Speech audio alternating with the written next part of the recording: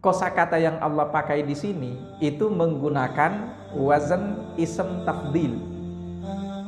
Format ism tafdil, kata benda yang disebut tafdil. Tafdil itu kalau bahasa kita paling.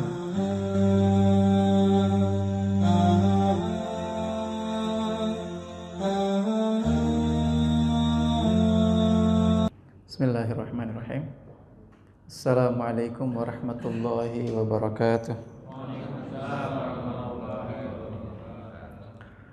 Alhamdulillahi ala na'mai wa syukru lahu ala alai, thumma salatu wassalamu ala ashrafi anbiya'i wa ala afdali awliyai wa ala al-ali wal ashabi wa ala sairil multazimina min atba'i. Asyhadu an la ilaha illallah wahdahu la syarikalah wa asyhadu anna nabiyyana Muhammadan abduhu wa rasuluhu alladzi la nabiyya ba'dah. Fa innahu qad addal amanah wa ballaghar risalah wa nasahal ummah wa jahada fi sabilihi haqqa jihadih hatta tarakana 'alal mahajjatil bayda lailuha kanahariha la yazighu anha illa halik. Allahumma 'allimna bima yanfa'una wanfa'na bima 'allamtana wa zidna ilma. Allahumma inna nas'aluka ilman nafi'a wa rizqan thayyiba wa amalan salihan mutaqabbala. Allahumma amin. Ini kayaknya kondisi tersepi. Iya. Hujan dari jam berapa tadi? Baru 10 menit sebelum maghrib. Oh, memang baru ya. Tapi di situ sudah banjir, di depan situ. Lewat depan situ udah banjir. Iya. Mudah-mudahan tidak mengurangi semangatnya ya. Insyaallah. Baik, kita akan lanjutkan kembali kajian kita tafsir surah Al-Lail masih ya. Di pertemuan terakhir kita sudah bahas sampai ayat yang ke 13 ya. Wa inna lana lal akhirata wal ula. Jadi inna alaina lal huda wa inna lana lal akhirata wal ula. Jadi kita sudah sampaikan inna alaina lal huda bedanya dengan wa inna lana lal akhirata wal ula. Dalam bahasa Arab kata ala itu menunjukkan kewajiban, tanggung jawab. Sementara kata li itu menunjukkan hak.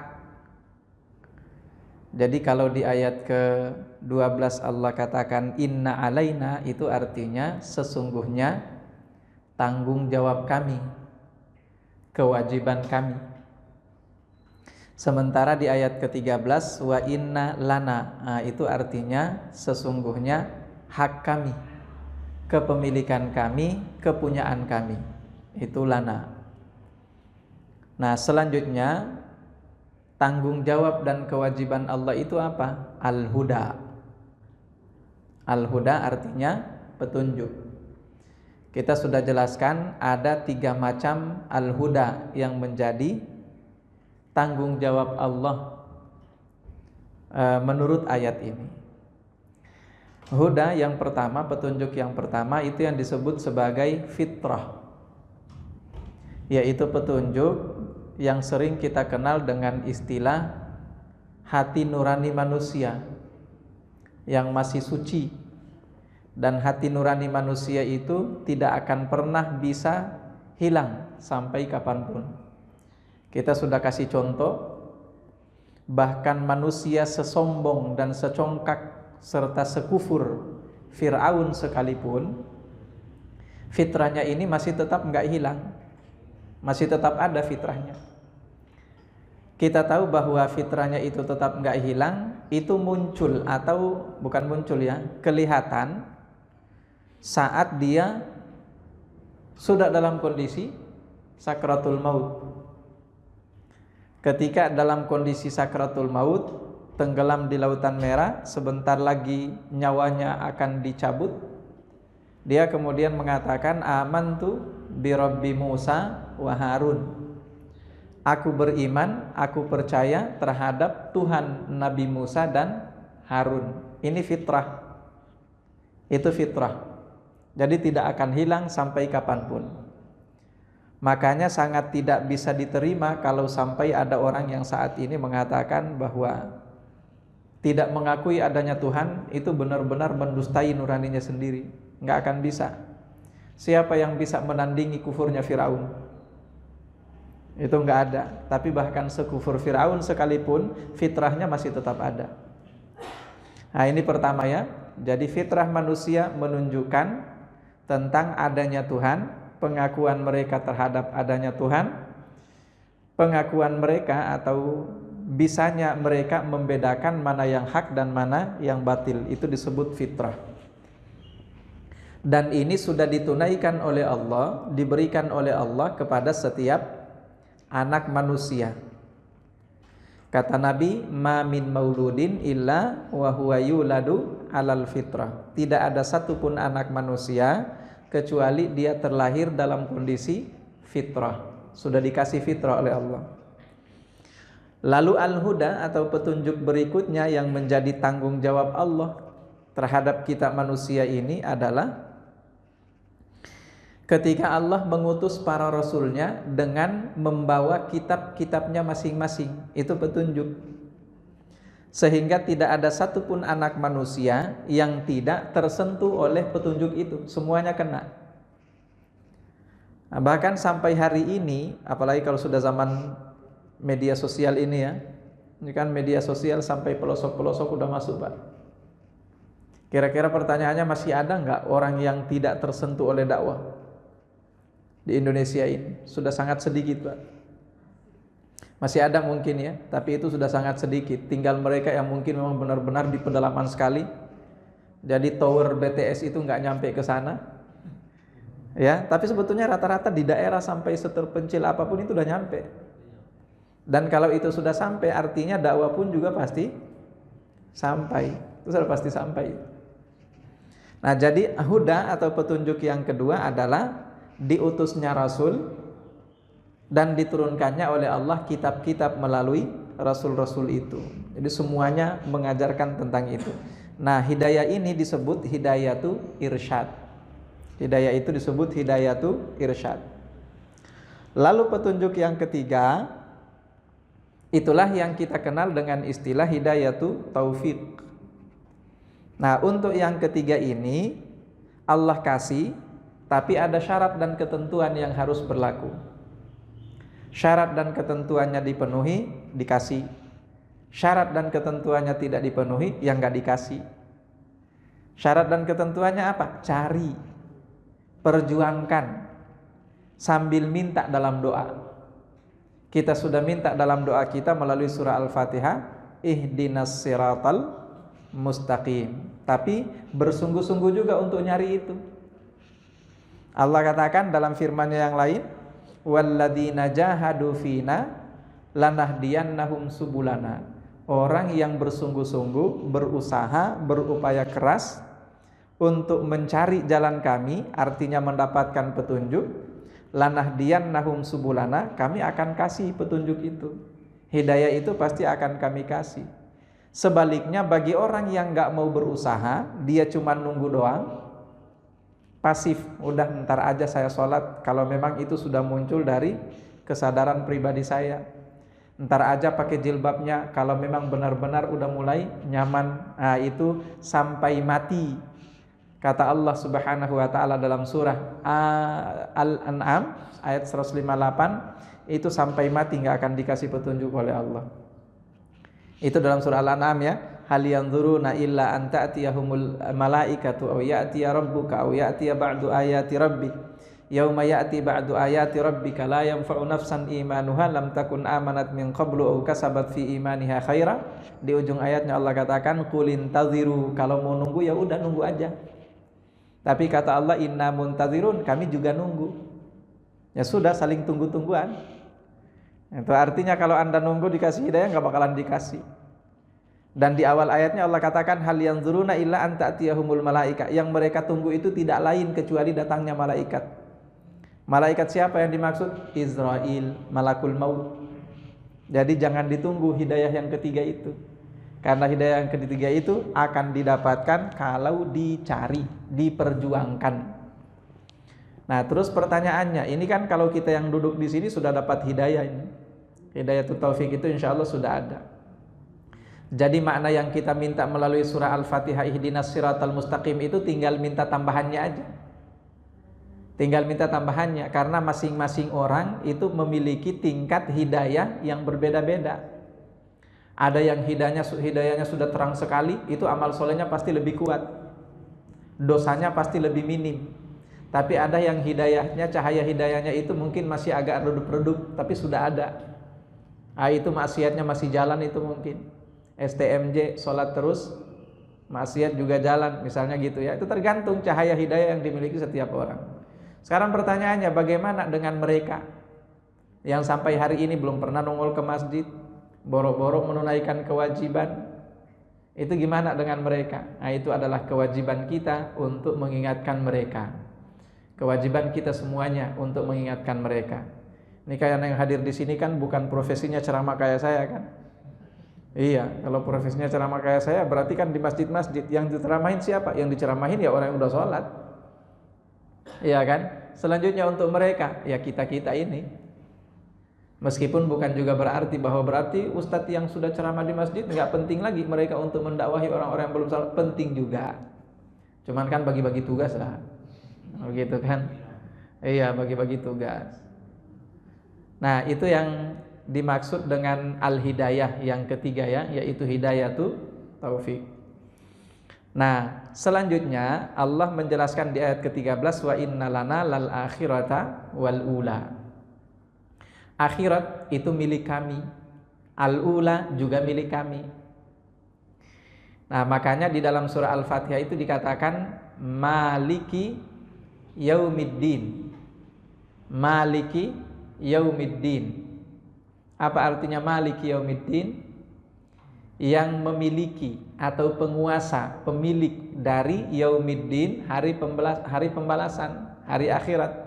Itulah yang disebut di sini sebagai al-akhirah.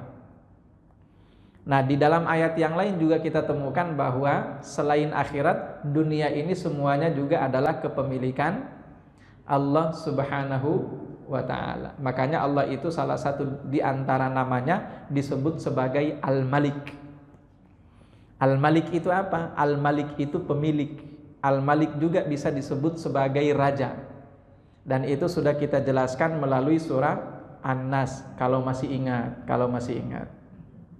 Kalau sudah lupa ya simak lagi di YouTube-nya. Jadi itu ya, maka konsekuensi dari pengetahuan kita tentang kepemilikan Allah terhadap dunia dan akhirat itu konsekuensinya apa? Maka di dunia ini kita tidak akan pernah merasa bahwa ini milik saya seutuhnya, tidak. Saya punya anak, tapi ini milik Allah. Saya punya istri, tapi istri saya juga milik Allah. Sama, istri punya suami, suami juga milik Allah. Saya punya harta, harta saya milik Allah. Kenapa? Karena semua apa yang ada di dunia ini adalah milik Allah. Berarti saya ini cuman dititipin doang, kan begitu kan?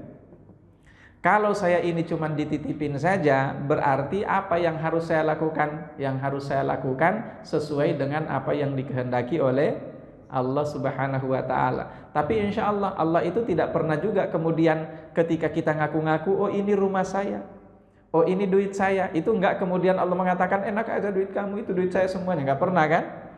Tetap saja Allah Subhanahu wa ta'ala malah memberikan itu, mengakui itu. Makanya di dalam Al-Quran itu kan pengakuan terhadap harta seorang muslim, ya itu adalah sebuah kewajiban besar.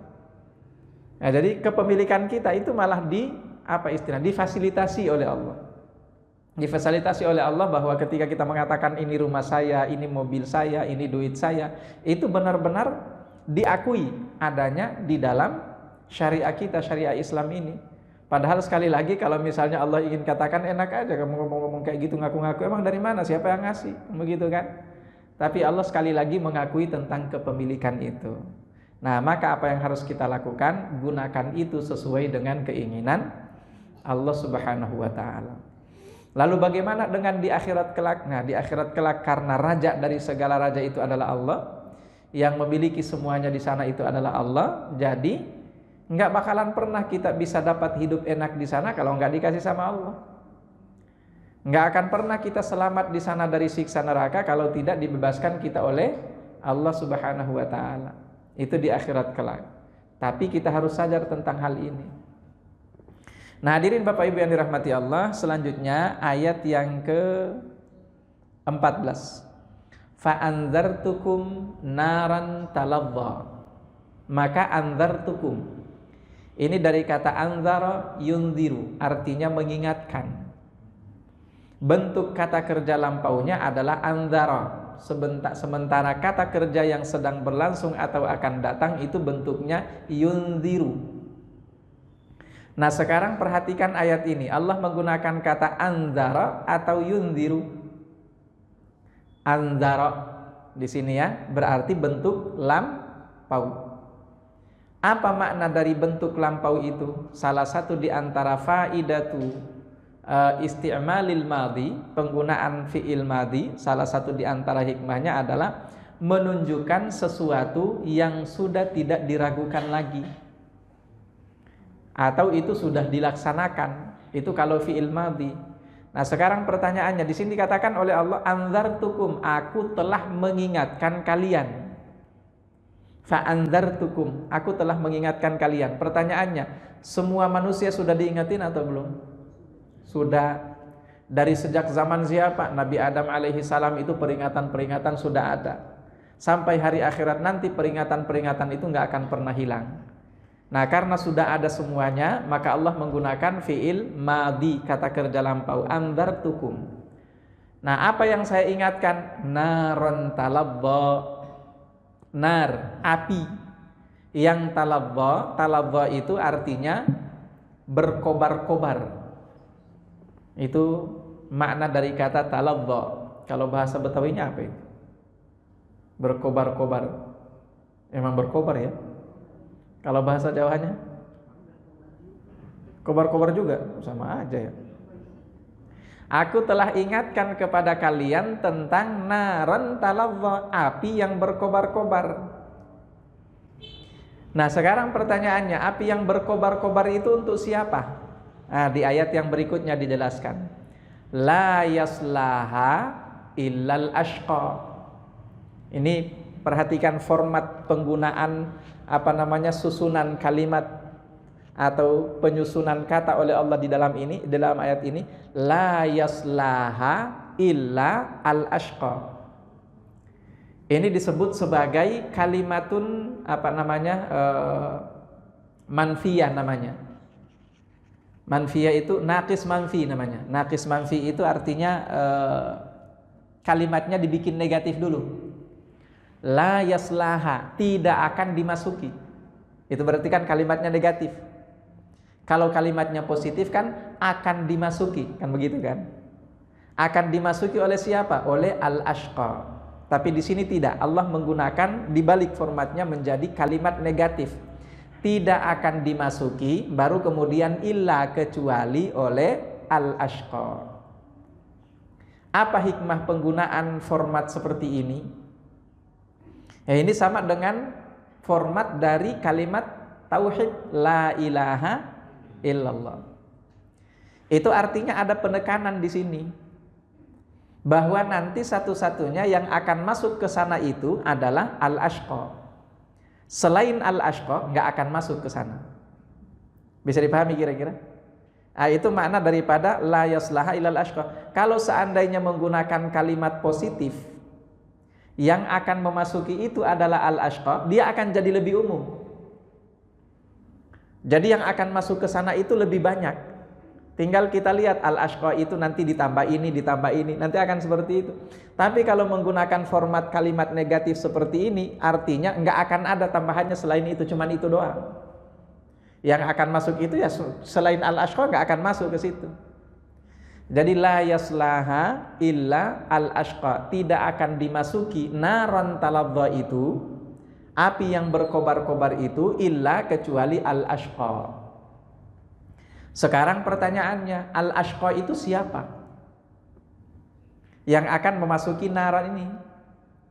Kalau kita lihat dari sisi kosakata yang Allah pakai di sini, itu menggunakan wazan ism tafdil.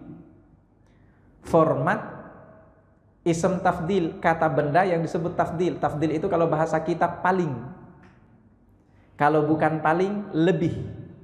Tergantung ada pembandingnya atau tidak. Kalau ada pembandingnya berarti lebih. Kalau tidak ada pembandingnya berarti paling. Bisa dipahami ya?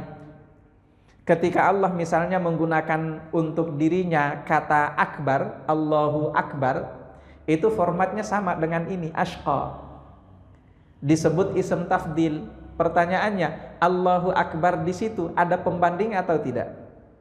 Tidak ada pembanding. Karena tidak ada pembanding, maka maknanya Allah paling besar. Tidak ada yang lebih besar lagi dari Allah. Tapi kalau ada pembanding, itu artinya lebih. Misalnya saya katakan, misalnya Muhammad Akbar min Zaid. Muhammad Akbar min Zaid. Kalau saya katakan Muhammad Akbar min Zaid, ada pembanding. Berarti itu artinya Muhammad lebih besar dari Zaid. Paham kira-kira ya? Nah sekarang kita kembali ke ayat ini. Ada pembanding enggak? Enggak ada pembandingnya. Maka diartikan kecuali orang yang paling ashqa. Nah ashqa itu dari kata apa? Syaqi. Syaqiyun itu artinya apa? Celaka. Syaqiyun juga bisa diartikan sengsara. Karena secara bahasa kata syaqiyun itu lawan kata dari sa'id. Sa'id artinya orang bahagia, syaqi artinya orang sengsara. Nah, tapi di sini diartikan celaka. Tapi karena tidak ada pembandingnya, dari kata syaqiyun berubah menjadi ashqa, itu artinya orang yang paling celaka. Nah, sekarang pertanyaannya, orang yang paling celaka itu siapa? Apakah ada orang yang celaka tapi tidak paling celaka? Kira-kira ada? Jawabannya ada. Nah, cuman ayat ini sebelum kita lanjut ya. Kemarin, pekan yang lalu kita sudah sempat singgung tentang pemahaman yang salah terhadap konsep masuk surga dan masuk neraka. Itu ada pemahaman yang salah yang dua kubu ini sangat bertolak belakang dan bertentangan pemahaman mereka terhadap konsep manusia masuk surga atau masuk neraka. Kelompok pertama ada yang disebut murji'ah. Ya, kelompok kedua disebut khawarij. Murji'ah ini mereka meyakini bahwa orang kalau sudah beriman, maka meskipun dia melakukan dosa besar, dia nggak akan diazab, tidak akan disiksa, nggak akan masuk neraka. Yang penting sudah beriman. Kalau konsep ini kita pakai, enak itu Pak. Enak. Udah nggak apa-apa nyolong, kan sudah beriman. Ya kan? Konsep kayak gitu enak Pak. Yang penting kan sudah beriman. Udah nggak apa-apa nyolong, nggak apa-apa zina, nggak apa-apa judi, kan? Yang penting kan sudah beriman kan, nggak akan disiksa. Ini pemahaman yang salah, sesat. Bisa dipahami ya? Sebetulnya dalil yang mereka gunakan ini, cuman salah memahami. Kelompok murji'ah itu, ini yang mereka gunakan. Ketika Allah katakan la yaslaha illal ashqa, namanya api neraka, itu yang masuk ke sana cuman ashqa doang. Jadi selain ashqa nggak akan masuk. Terus mereka artikan siapa ashqa itu? Ashqa itu artinya orang kafir kalau menurut mereka. Jadi kalau Anda sudah beriman, sudah bukan ashqa lagi. Kalau sudah bukan ashqa lagi, nggak akan masuk di sini. Itu pemahaman yang salah.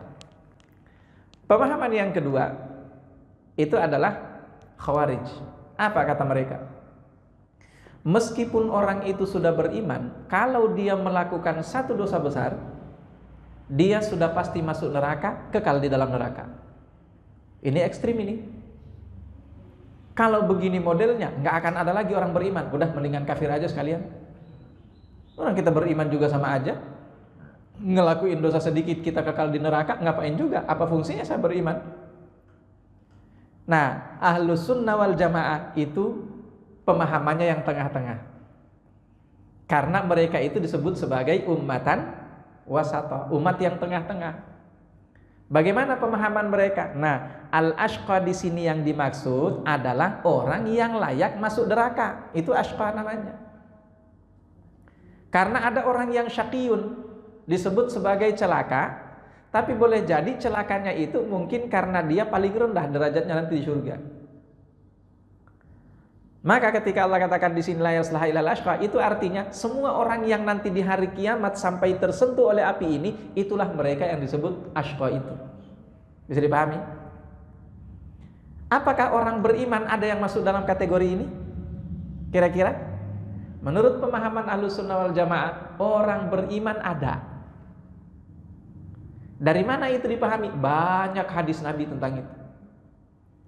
Dan rata-rata diriwayatkan oleh Imam Bukhari dan Muslim. Satu di antara sekian banyak riwayat itu, Rasulullah bersabda gini. Beliau mengatakan, dakhala ahlul jannati al jannata wa ahlun nari an-nar. Di hari kiamat nanti, ketika dakhala ahlul jannati al jannata wa ahlun nari an-nar, semua yang layak masuk surga sudah masuk ke surga, dan yang layak masuk neraka sudah masuk ke neraka. Artinya tuntasin dulu itu. Begitu semua ini sudah tuntas, oh orang ini masuk surga langsung, orang ini masuk neraka dulu. Jadi dipisah itu dulu aja. Siapa yang masuk surga, siapa masuk neraka. Selesai semuanya kan? Nggak ada lagi yang tersisa. Begitu sudah semuanya selesai, tidak ada lagi yang tersisa, Allah kemudian berfirman, "Tsumma yaqulur Rabb tabaraka wa ta'ala." Lalu Allah Subhanahu wa taala berfirman. Apa kata Allah? Akhriju man kana fi qalbihi mithqalu habbatin min khardalin min iman. Sekarang, wahai para malaikat, silakan keluarkan dari neraka siapapun yang di dalam hatinya ada benih keimanan meskipun sekecil biji zarrah. Keluarin sekarang. Mulailah dikeluarin satu persatu. Oh, ini si fulan sudah habis masa nginapnya di neraka, habis. Angkat. Kalau yang ini tinggal berapa lama lagi? Oh, masih ada 2 tahun lagi. Oh, sudah, sabar dulu. Yang ini masih ada berapa lama? Oh, dia masih 20 tahun lagi. Ah, sudah, 20 tahun lagi. Jadi nanti satu persatu akan diangkat, satu persatu akan diangkat. Tergantung siapa yang sudah selesai masa pencuciannya di neraka. Lalu kata Rasulullah SAW, fayukhrajuna. Mereka kemudian dikeluarkan satu persatu sesuai dengan tadi itu siapa yang masa keluarnya ini sudah selesai. Apa kalau dalam istilah penjara? Bukan. Remisi beda lagi. Masa tahanannya sudah selesai. Oh iya, ini masa tahanannya selesai. Ini masa siksaan di nerakanya sudah selesai keluarin. Lalu kata Rasulullah, wa qadiswadda. Dan saat setiap penduduk neraka tadi dikeluarin untuk dimasukkan ke dalam surga, itu kondisinya sudah iswadda, gosong. Ya, itu udah gosong. Lalu setelah dikeluarkan, kemudian dimasukkan ke dalam nahrul haya atau nahrul hayat, sungai hidup. Sungai hidup atau sungai kehidupan. Ya, ketika dimasukin, dicelupin dalam situ, lalu kata Nabi, fayambutu, lalu kemudian dia tumbuh seperti tumbuhnya benih. Jadi itu artinya dicuci, benar-benar dicuci dalam sungai itu. Tapi sebagian ulama mengatakan tetap aja ketika masuk surga udah ada gosong-gosongnya. Itu nggak akan sebening dan sekinclong serta seglowing penduduk surga asli. Kalau penduduk surga asli mah glowing. Cuman tenang aja, nanti di sana itu seperti sudah kita sampaikan kan ada salon. Jadi yang gosong-gosong ex jahanam itu tinggal masuk salon aja tiap hari Jumat. Ya, kalau masuk salon tiap hari Jumat insya Allah makin glowing itu nanti insya Allah ya. Mudah-mudahan kita nggak ada yang lewat neraka. Lalu kata Rasulullah Shallallahu Alaihi Wasallam dalam hadis yang lain, ada orang yang paling terakhir dikeluarin dari neraka. Orang yang paling terakhir dikeluarin dari neraka itu kata Nabi Shallallahu Alaihi Wasallam ketika dia keluar itu udah linglung. Ketika keluar itu udah linglung, saking lamanya di neraka. Begitu dia dikeluarin, Allah kemudian nyuruh dia pergi sekarang juga ke surga, masuk surga. Jalan dia menuju ke surga. Begitu dekat-dekat ke surga karena orangnya udah linglung. Kata Nabi SAW, dia sudah nggak percaya diri lagi. Muncul bayang-bayang di dalam pikiran dia, surga kayaknya udah penuh deh. Balik dia ke neraka. Begitu balik ke neraka, kata Nabi SAW, ngomong lagi dia sama Tuhan, sama Allah Subhanahu wa Ta'ala, ya Allah, surga udah penuh. Ini ada dalam hadis riwayat Imam Bukhari Muslim. Cuman saya bahasakan dalam bahasa saya sendiri ya. Apa kata Allah? Udah sekarang pergi masuk ke surga. Pergi lagi dia ke sana. Cuman sekali lagi sudah mungkin karena terlalu hantaman di dalam neraka terlalu keras ya. Benar-benar siksaan terlalu keras dan terlalu lama juga, linglung ya. Berangkat lagi menuju ke surga. Sampai di sana ternyata bayang-bayang bahwa surga itu udah penuh, muncul lagi di kepalanya. Enggak percaya diri, balik lagi dia ke neraka. Sampai di neraka dia ngomong lagi sama Allah, ya Allah, surga udah penuh. Apa kata Allah? Belum penuh, udah sekarang pergi ke surga, masuk sana. Terus apa jawaban orang itu? Ya Allah, jangan ngeledekin saya dong. Itu jawaban orang itu, kan nggak percaya diri. Jangan ngeledekin saya dong ya Allah.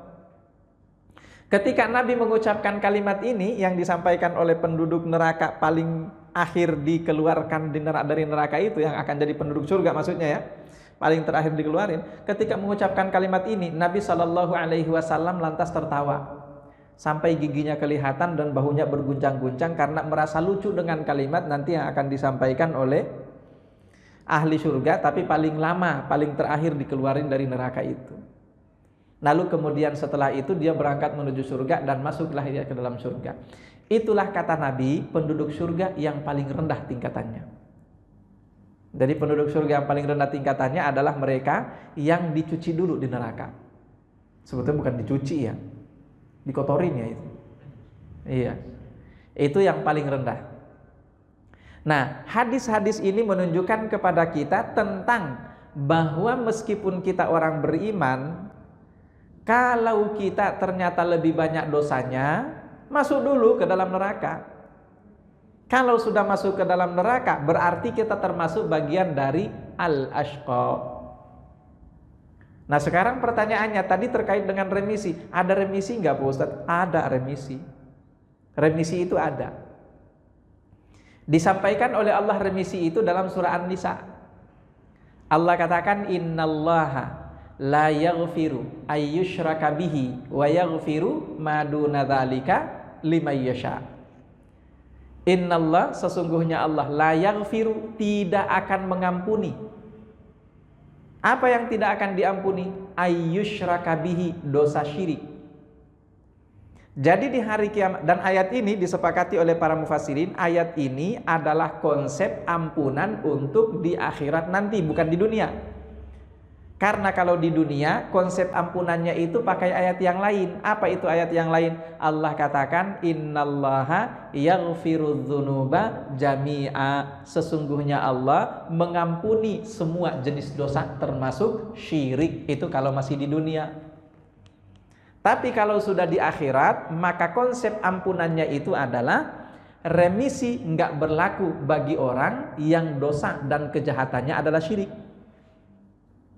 Tapi kalau dosa orang itu duna dzalika, selain daripada dosa syirik, maka yaghfiru, diampuni oleh Allah Subhanahu wa taala. Itulah yang tadi kita sebut sebagai remisi. Iya, remisi, pengampunan. Tapi kata Allah liman yasha, bagi yang dikehendaki. Maka kalau Anda dosanya masuk neraka gara-gara syirik, ada orang masuk neraka gara-gara dosa syirik, enggak ada remisi. Tapi kalau ada orang masuk neraka misalnya gara-gara dosa selain syirik, ada remisi. Potongan masa tahanan di neraka. Boleh jadi mungkin dia awalnya masa tahanannya 20 tahun. Tapi karena dosa dan pelanggarannya bukan syirik, dipotong jadi 10 tahun. Tapi ingat, lima yasha, bagi siapa yang dikehendaki oleh Allah. Bisa dipahami ya? Nah, maka itulah makna dari firman Allah itu. Saya waktu Ramadan kemarin ceramah di salah satu masjid di daerah Perumnas Klender ya, dekat rumah juga. Ketika ceramah tentang persoalan bahwa semua orang beriman itu pasti masuk surga ujung-ujungnya, itu diprotes. Ada satu orang yang protes, bagaimana caranya orang yang ahli maksiat bisa masuk surga ujung-ujungnya? Nggak adil dong, katanya Allah. Kita ini sudah pontang-panting, jungkir balik, bertakwa kepada Allah, ikut pengajian dari sejak zaman 40 tahun yang lalu, kata dia. Lalu tiba-tiba mau disamakan dengan ahli maksiat, sama-sama masuk surga. Nggak percaya dia. Nah, pemahaman kayak gini, bahwa orang yang melakukan maksiat dia sudah pasti di neraka, nggak bakalan masuk surga, itu pemahaman khawarij. Sesat itu. Ya. Nah, bukti yang lain, sabda Rasulullah ketika beliau mengatakan, kullu ummati tadkhulul jannah. Setiap umatku itu pasti masuk surga. Illa, kecuali siapa yang enggak masuk surga? Man aba, siapa yang tidak mau. Ditanya oleh para sahabat, wa man ya'ba ya Rasulullah, emang siapa yang enggak mau masuk surga wahai Rasulullah? Dijawab oleh beliau, man ata'ani dakhalal jannah wa man asani faqad aba. Mereka yang mentaatiku, dia yang masuk surga, tapi mereka yang memaksiatiku, tidak mentaatiku, faqad aba, dialah yang tidak mau. Nah, nanti akan kita jadikan sebagai penjelasan untuk ayat berikutnya. Jadi kita lanjut dulu. Kata Allah, la yaslaha, tidak akan dimasuki naran taladha itu illa, kecuali oleh al-ashqa. Nah, di ayat yang berikutnya Allah menjelaskan siapa al-ashqa itu. Alladzi kadzdzaba wa tawalla, yaitu orang yang kadzdzaba wa tawalla. Nah, di sini nih ukuran penilaiannya. Al-ashqa itu siapa? Alladzi kadzdzaba wa tawalla, orang yang kadzdzaba dan tawalla. Nah, pertanyaannya apa kadzdzaba itu?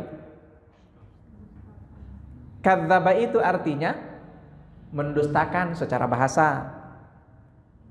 Tapi kadzdzaba ini itu bentuk antonim ya, lawan kata dari apa? Dari saddaqa. Jadi kalau saddaqa artinya secara bahasa membenarkan, kadzdzaba artinya secara bahasa mendustakan. Terus gimana? Mendustakan dan membenarkan itu kayak gimana? Jadi gini. Kadzdzaba itu artinya tidak melakukan. Jadi bukan berarti membantah, enggak. Tapi tidak dilaksanakan, itu kadzdzaba namanya. Kenapa? Karena arti dari kata saddaqa itu artinya melaksanakan. Dalam bahasa Arab itu ada istilah gini. Ada istilah laqiyar rajulu al-aduwa fakadzabahu. Seseorang bertemu dengan musuhnya. Begitu dia bertemu dengan musuhnya, fakadzabahu, dia kadzdzaba musuhnya itu. Kadzdzaba itu artinya dia menghindar, tidak mau meladeni. Itu kadzdzaba namanya. Tapi kalau kalimatnya laqiyar rajulu al-aduwa fasaddaqahu, seseorang bertemu dengan musuhnya lalu dia membenarkannya, itu artinya berantem tuh. Bisa dipahami kira-kira? Nah, jadi saddaqa itu artinya menjalankan, melaksanakan, maka kadzdzaba itu artinya meninggalkan. Contoh yang lain, silakan simak firman Allah surah As-Saffat, kalau nggak salah ayatnya itu ayat berapa ya? Terkait dengan kisah Nabi Ibrahim yang akan menyembelih putranya. Di situ kan dikatakan oleh Allah bahwa Nabi Ibrahim itu menyampaikan kepada putranya terkait mimpinya. Ya bunayya inni ara fil manami anni adbahuka fanzur madza tara. Wahai putraku, sesungguhnya aku menyaksikan dalam mimpiku bahwa aku diperintahkan untuk menyembelihmu. Fanzur madza tara, apa pendapatmu wahai putraku? Apa jawaban putranya? Ya abati if'al ma tu'mar satajiduni insyaallahu minas sabirin. Itu ayat 112 deh kalau nggak salah. 112 kalau nggak salah. Kalau bukan 102. Pokoknya sekitar situlah. Awal-awal ayat 100-an. Nah, ketika Nabi Ismail mengatakan, "Ya abati wahai ayahku, if'al ma tu'mar," lakukan saja perintah itu. Satajiduni insyaallah minas sabirin, engkau pasti akan menemukanku termasuk orang-orang yang sabar. Nah, setelah itu apa yang dilakukan oleh Nabi Ibrahim? Sudah ketemu ayatnya? 102. Ya, benar ya? Nah, setelah itu, apa kata Allah? Ya Ibrahim, wa nadainahu an ya Ibrahim. Ya, ayat berikutnya, lalu setelah Nabi Ibrahim akan menyembelih putranya itu, wa nadainahu, kami kemudian panggil. Apa kata Allah? Ya Ibrahim, wahai Ibrahim, qad saddaqtar ru'ya. Nah, itu. Perhatikan itu. Qad saddaqtar ru'ya. Engkau telah membenarkan mimpi itu. Jadi poinnya di situ adalah kata qad saddaqtar ru'ya. Artinya mimpi yang Anda saksikan itu Anda sudah percayai dan Anda laksanakan. Yang dimaksud dengan saddaqtar ru'ya di sini itu artinya Anda jalankan mimpi itu. Anda amalkan mimpi itu. Nah, maka makna daripada alladzi kadzdzaba di sini artinya orang yang tidak mau menjalankan kewajiban. Pertanyaannya, ada nggak orang beriman tapi tidak menjalankan kewajiban? Ada, banyak. Itulah yang namanya kadzdzaba. Dan itulah yang akan yasla nar tadi itu. Itulah yang disebut al-ashqa. Nah, kadzdzaba makanya dilanjutkan oleh Allah wa tawalla, dan berpaling. Menghindar dari itu. Tidak mau melaksanakan dan menghindar. Sebaliknya, kalau itu terkait dengan perintah, kalau terkait dengan larangan, sebaliknya. Larangan dia laksanakan. Berpaling dari kebenaran, masuk menuju kepada kebatilan atau kesesatan atau dosa. Itu yang dimaksud dengan kadzdzaba wa tawalla. Maka Bapak Ibu yang dirahmati Allah, ingat, naran taladzah itu tidak hanya dikhususkan oleh Allah untuk orang-orang kafir saja, tapi siapapun yang kadzdzaba wa tawalla berpotensi untuk masuk ke naran taladzah itu. Tinggal berapa lama di naran taladzah itu tergantung seberapa banyak tingkat kadzdzaba wa tawallanya. Semakin sering kadzdzaba wa tawalla, ya semakin lama di sana. Tapi kalau kadzdzaba wa tawallanya dikit-dikit doang, misalnya ya, paket hemat, nggak apa-apa, insya Allah bisa bebas. Yang penting boros amal solehnya. Kalau boros amal solehnya, insya Allah bisa bebas tuh. Tapi kalau amal solehnya paket hemat, nah itu repot juga urusannya itu. Itu ya. Jadi itu yang dimaksud dengan la yaslaha illa al-ashqa alladzi kadzdzaba wa tawalla. Nah, ayat yang berikutnya memperkuat tentang pemahaman ini. Perhatikan apa kata Allah di ayat berikutnya. Wa sayujannabuhal atqa. Nah, ini naran taladzah ini yujannabuha akan dijauhkan dari siapa? Dari al-atqa. Al-atqa ini juga bentuk isim tafdil. Apa aslinya? Aslinya itu at-taqi. Taqi. Pernah dengar taqi? Taqiyuddin? Iya, Taqiyuddin atau apa? Itu taqi. Taqi itu orang bertakwa. Jadi taqi itu orang bertakwa. Al-atqa itu orang paling bertakwa. Bisa dipahami? Nah, sekarang pertanyaannya, kira-kira kita ini orang bertakwa atau paling bertakwa? Nggak bisa kita jamin diri kita orang paling bertakwa kan? Makanya ketika Allah katakan, nanti naran taladzah itu hanya akan dijauhkan oleh Allah dari siapa? Dari yang paling bertakwa. Berarti kalau yang takwanya paket hemat, nah, takwanya paket hemat, bisa jadi itu dijelat dikit dulu lah. Nggak apa-apa, sepekan doang misalnya kan. Itu bisa tuh kalau tingkat ketakwaannya paket hemat. Bisa dipahami kira-kira?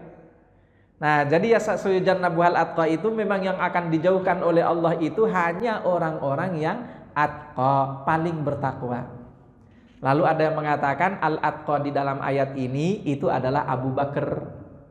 Sementara al-ashqa di dalam ayat yang tadi itu adalah Abu Jahal ditambah dengan Umayyah bin Khalaf. Itu dua orang yang paling ashqa.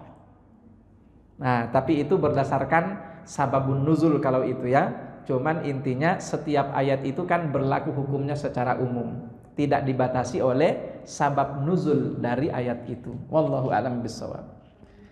Nah, sekarang siapa al-atqa itu? Sudah isya? Belum. Wasayujannabuhal atqa. Jadi orang yang benar-benar sudah paling bertakwa itu insya Allah jauh dari situ. Makanya wujudkan diri kita sebagai orang paling bertakwa, biar kita dijauhkan dari situ. Kalau kita dijauhkan dari situ, insya Allah nggak pakai mampir-mampir itu, masuk surga langsung, jauh dari situ. Ya. Mudah-mudahan kita semua yang hadir di sini termasuk bagian dari itu. Amin ya rabbal alamin. Baik. Alladzi yu'ti malahu yatazakka. Orang paling bertakwa itu alladzi, yaitu orang yang yu'ti malahu, memberikan hartanya, yatazakka. Nah, yatazakka di sini kalau bahasa kita bukan karena modus. Nah, maka orang sebetulnya gini, orang paling bertakwa itu tidak hanya dari cara ini saja. Anda bisa menjadi orang paling bertakwa melalui amalan sholat, bisa. Menjadi orang paling bertakwa melalui apa? Tilawatul Quran juga bisa. Menjadi orang paling bertakwa melalui apa? Puasa juga bisa. Tapi karena surah ini sebagaimana kita sudah sampaikan di awal, surah ini kan berbicara tentang kedermawanan dan kepelitan. Iya kan? Orang dermawannya adalah Abu Bakar, orang pelitnya itu adalah Abu Jahal dan Umayyah bin Khalaf. Oleh karena ayat ini berbicara tentang kedermawanan, maka jalan takwa yang diangkat oleh Allah di dalam ayat ini adalah melalui pemberian kedermawanan. Maka Allah katakan di sini, siapakah mereka? Alladzi yu'ti malahu yatazakka. Orang yang rajin memberi, disebutkan di ayat sebelumnya, ayat 5. Rajin memberi, dan memberinya itu bukan karena mengharapkan imbalan, tidak karena modus kayak caleg. Ini kan ntar lagi musim 2024 kan. Ya itu banyak yang ngasih nanti itu Bu. Ya kan? Ada yang paket 100.000 satu orang, ada yang 100.000 satu orang. Enggak ada ya. 50.000 ada. Rata-rata 50.000 ya. Ya Allah, 50.000. Itu kan yu'ti malahu. Nah, ini orang yang atqa ini yu'ti malahu, dia ngasih juga, Pak, rajin memberi. Tapi rajin memberi itu bukan karena modus. Tidak kepengen dipuji, tidak kepengen dipilih, tidak kepengen ini itu, tapi yatazakka. Untuk apa itu yatazakka? Yatazakka itu dari kata zakat. Zakat itu artinya suci, bersih. Jadi dia benar-benar ngasih, bagi-bagiin hartanya itu, membantu orang lain, bersedekah, berinfak. Tujuannya cuma satu, apa itu? Pengen membersihkan hartanya dari kekotoran, biar hartanya bersih. Satu. Yang kedua, dengan sedekahnya itu dia juga sedang berupaya membersihkan jiwanya, disebut sebagai nafsun zakiyah. Karena makna daripada zakat itu ada dua. Pertama, kebersihan harta kita sendiri. Yang kedua, kebersihan jiwa kita melalui infak atau sedekah yang kita keluarkan. Itulah makna daripada firman Allah yang lain, khudh min amwalihim, ambillah sebagian dari harta mereka, shadaqatan dalam bentuk sedekah, tutahhiruhum wa tuzakkihim biha. Kalau di sini dipisahkan langsung oleh Allah. Dengan harta itu tutahhiruhum, kalian membersihkan harta mereka itu, wa tuzakkihim biha, dan juga membersihkan jiwa mereka melalui sedekah itu. Nah, jadi orang yang bersedekah di sini yang disebut sebagai al-atqa adalah mereka yang rajin ngasih, dan ngasihnya itu benar-benar tujuannya hanya dua. Pertama, biar hartanya semuanya bersih. Yang kedua, biar jiwanya ikutan bersih dengan sedekah itu. Bisa dipahami ya? Wallahu a'lam bishawab. Masih ada berapa ayat lagi nih? Masih ada 1, 2, 3 ayat lagi ya. Nanti insya Allah kita akan selesaikan pada pertemuan yang berikutnya. Karena kalau kita paksakan juga masih lumayan lama ini, butuh waktunya ya. Baik, insya Allah kita akan selesaikan di pertemuan yang berikutnya ayat ini. Baik, kita cukupkan dan sama-sama baca hamdalah. Alhamdulillahirabbil alamin. Doa kafaratul majlis. Subhanakallahumma bihamdika asyhadu an la ilaha illa anta astaghfiruka wa atubu ilaik. Assalamualaikum warahmatullahi wabarakatuh.